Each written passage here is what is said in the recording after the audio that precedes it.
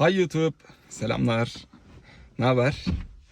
Bugün Amerika'ya nasıl gittiğimi ve neden döndüğümü biraz anlatmak istiyorum, biraz konuşmak istiyorum.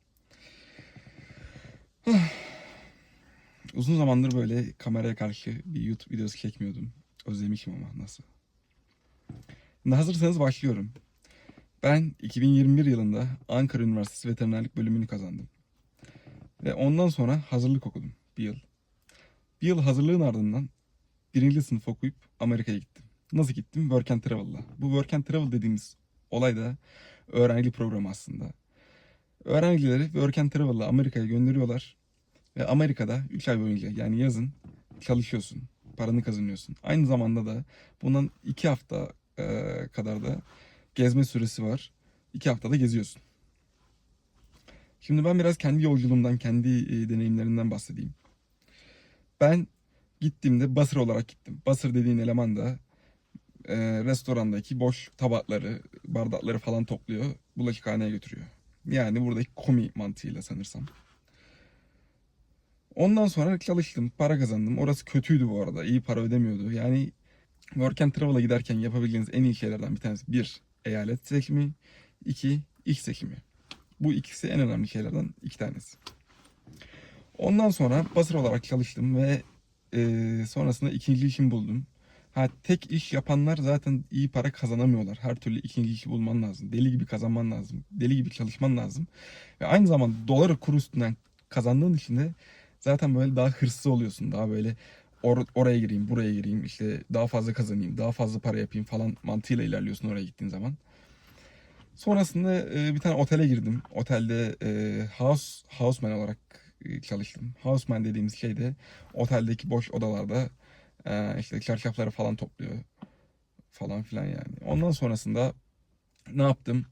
Bir ara köpek bakıcılığı yaptım. Köpeklere baktım. İşte buradaki anaokulu mantığıyla insanlar köpeklerini sabah barınağa bırakıyorlar. İşte orada onları eğlendiriyorsun, oynatıyorsun falan filan. Akşam geliyorlar. İnsanlar işten sonra köpeğini alıp gidiyorlar. Mantık bu.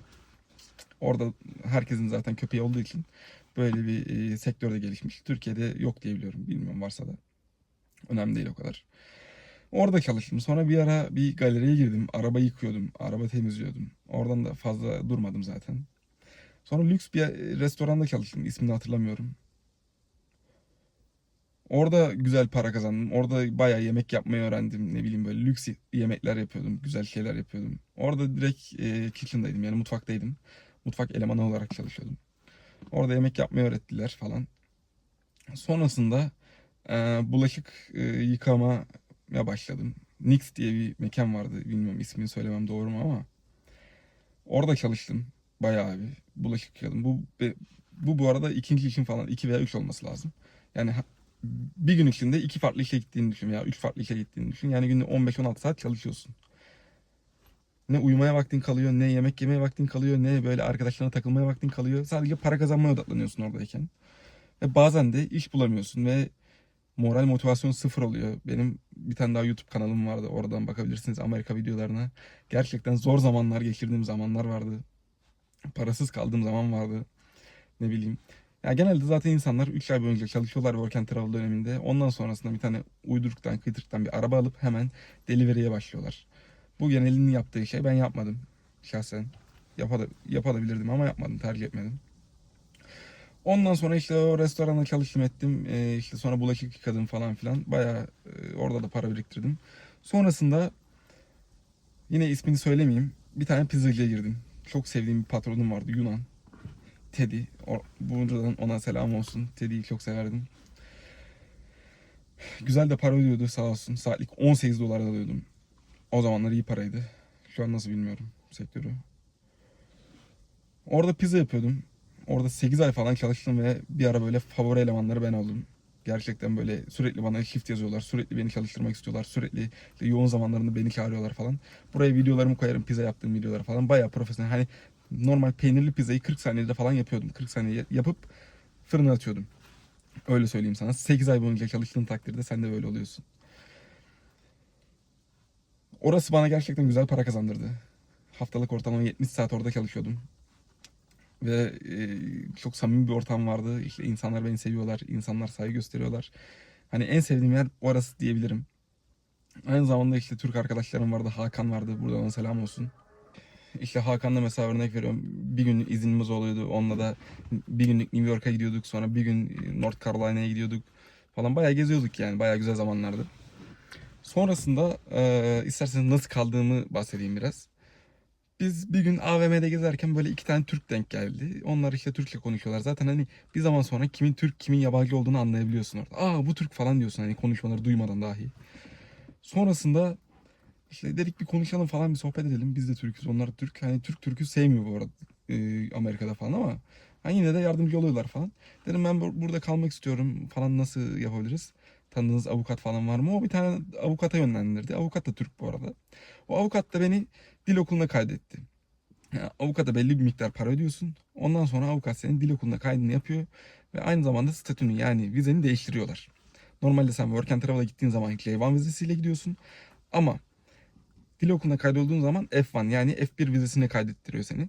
Böylece Amerika'da 6 yıl daha kalma hakkın oluyor. Work and Travel'dan sonra. Benim bildiğim kadarıyla. Ondan sonrasında zaten hani çalışma izni falan olmuyor. Orası ayrı konu ama yine de kaçak bir şekilde çalışabiliyorsun. Hani sıkıntı olmuyor. Çünkü zaten Work and Travel zamanında sana bir çalışma izni veriyorlar. Onun ismi neydi ya? Work Permit denen bir kağıt veriyorlar. Ha, bir şey number vardı. Neydi lan o? Unuttum bak. İşte bildiğin şey sana şey veriyorlar sana. Bildiğin TC kimlik numarası gibi bir tane numara veriyorlar ve işte çalıştığın yere girerken o numarayı söylüyorsun, onu veriyorsun. O öylece hani çalışma iznin oluyor falan. Yani Amerika'ya gidecek arkadaşlara birkaç tavsiye vermem gerekirse, vermek istersem onlara verebileceğim tavsiyeler kimseye güvenmemeleri. Aynı zamanda orada kaldığı süre zarfında gerçekten çok çalışmaları, çalışıp para kazanmaları. Türklerle fazla muhatap olmalarını önermem kesinlikle. Orada yabancılarla muhatap olun. Fakat hani yabancılar da bize biraz Suriyeli gözüyle baktığı için hani biraz samimilik kurmak zor. Yani en azından belli bir yere kadar. Yani deneyimlerim böyle. Onun dışında ya bir sürü şey yaptım gerçekten. Çok eğlendim. Hayatımın böyle top zamanlarıydı. İlk gittiğimde böyle ilk heyecan. Ben giderken hatta valizimi falan kaybettim. Uçakta gelmedi. New York'a indim. Bir baktım valizim yok falan. Dedim valizim nerede? Ben ne yapacağım valizsiz? Allah'tan sırt çantam falan vardı. Orada böyle birkaç tane boxer maksır vardı. Çamaşırım vardı. Onları giydim 4 gün boyunca. Sonra adamlar valizimi evime kadar getirdiler sağ olsunlar. Zaten Work and Travel'da evin falan her şeyin ayarlı oluyor. İşin ayarlı oluyor. Vizen ayarlı. Vizeni alıyorsun. Hani hiçbir sıkıntı olmuyor. Merak etme. Korkmana gerek yok. Kesinlikle ve kesinlikle gitmeni tavsiye ederim bu arada. Eğer böyle bir imkanın varsa kesinlikle değerlendir bunu.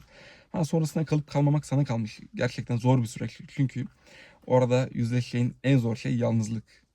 Tekrar söylüyorum. Yalnızlık. Yani burada kurduğun dostluğu orada kuramıyorsun asla ve insanlara güvenemiyorsun. Benim niye döndüğüme gelecek olursak eğer ben orada ortalama 1,5 yıl kaldım. Yani 15 ay falan kaldım orada ve bu süre zarfında güzel paralar kazandım. Yeri geldi. Yeri geldi harcadım. Yeri geldi bir sürü şey aldım. İşte MacBook aldım, telefon aldım.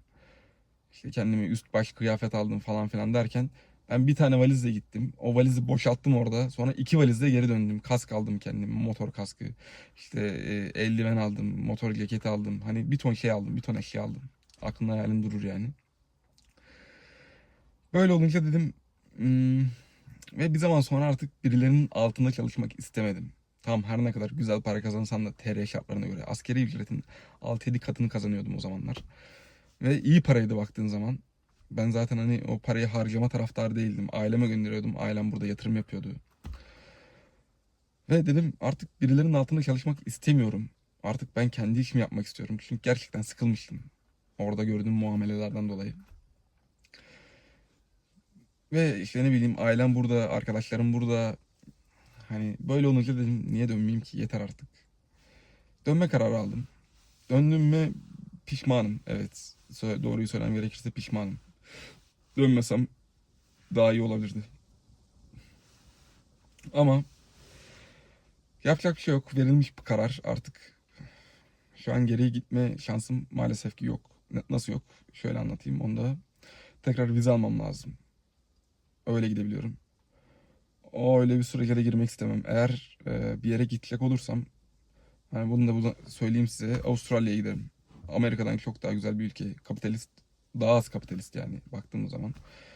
Ve oranın dolar kuru, Avustralya doları da keza Türk lirasına göre daha daha nasıl desem değerli. Orada da güzel iş imkanları var. Orada tanıdıklarım da var. Hani öyle bir imkanım olursa veya istersem Avustralya'ya gitmek isterim. Ha, düşünüyorum da eğer işlerim yoluna da gitmezse falan. Öyle bir imkanım var. Onu değerlendiririm. Yine sorularınız olursa yorumlardan yazabilirsiniz. Elimden geldiğince bakarım. Bu YouTube videosu da böyle olsun. Umarım sorularınıza bir nebze olsa cevap verebilmişimdir. Benim yolculuğum böyleydi. Yaptıklarımdan pişman değilim. Keşke tek pişmanlığım geri dönmek oldu. Evet, ailem burada, sevdiklerim burada ama orada biraz daha böyle dişimi sıkıp hayatımı kurtarabilirdim. Sağlık olsun. Verilmiş bir karar. Bunun artık geri dönüşü yok. Kendinize iyi bakın. Görüşmek üzere. Sizleri seviyorum. Allah'a emanet olun. Bay bay.